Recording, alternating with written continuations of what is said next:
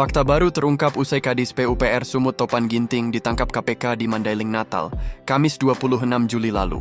Ternyata Gubernur Sumut Bobi Nasution pernah bersama Topan Ginting meninjau lokasi proyek jalur Sipiongot antara Labusel dan Paluta hingga Tapsel yang kini disidik KPK.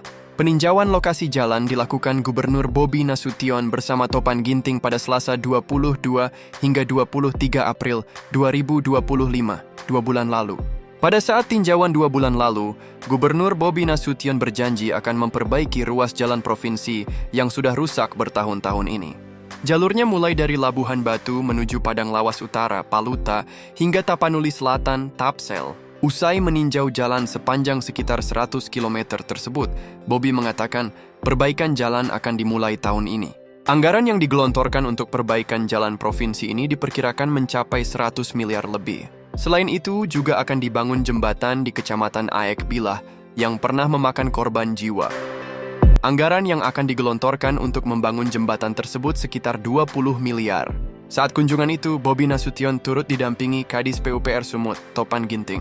Kini kasus proyek jalan jalur Sipiongot ini disidik KPK dan sudah menetapkan Kadis PUPR Sumut Topan Ginting sebagai tersangka. Selain Topan Ginting, KPK juga menetapkan Kepala UPTD PUPR Gunung Tua Paluta Rasuli Effendi Siregar sebagai tersangka. Kemudian PPK Satker PJN Wilayah 1 Sumut Helianto juga tersangka. Sementara dari rekanan yang jadi tersangka yaitu Direktur PT DNJ Kirun Siregar dan anaknya M. Raihan yang juga Direktur PT RN. Komisi Pemberantasan Korupsi, KPK, menetapkan Kepala Dinas Kesayangan Gubernur Sumut Topan Obaja Ginting sebagai tersangka menerima gratifikasi atau suap proyek pembangunan jalan.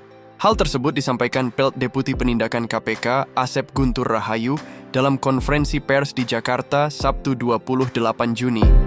Dia mengatakan KPK melakukan operasi tangkap tangan (OTT) di Sumut.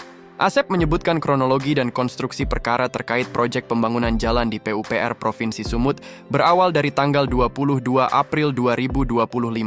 Saat itu, KIR, M. Akhirun Effendi Siregar selaku Direktur Utama PT DNJ bersama dengan Topan Obaja Putra Ginting selaku Kepala Dinas PUPR Prof Sumut, RES, Rasuli Effendi Siregar selaku Kepala UPTD Gen Tua Dinas PUPR Sumut merangkap pejabat pembuat komitmen PPK dan staf UPTD Gunung Tua lainnya melakukan survei off-road di daerah Desa Sipiongot dalam rangka meninjau lokasi proyek pembangunan jalan.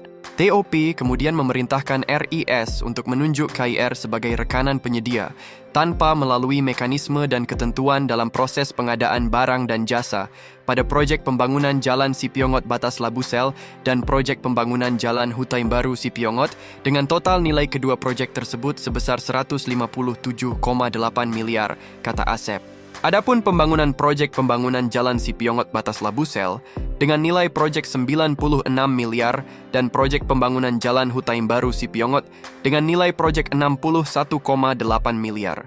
Sehingga total nilai proyek setidaknya sejumlah 231,8 miliar. KPK selanjutnya melakukan penahanan terhadap tersangka TOP, RES, HEL, KIR, RAI untuk 20 hari pertama terhitung mulai tanggal 28 Juni sampai 17 Juli 2025. Penahanan dilakukan di Rutan Cabang KPK Gedung Merah Putih, pungkasnya. Pertama saya harus mengucapkan innalillahi wa inna ilaihi raji'un.